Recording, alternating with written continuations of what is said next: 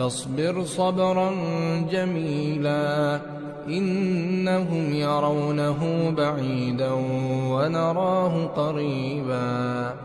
يوم تكون السماء كالمهل وتكون الجبال كالعهن ولا يسأل حميم حميما يبصرونهم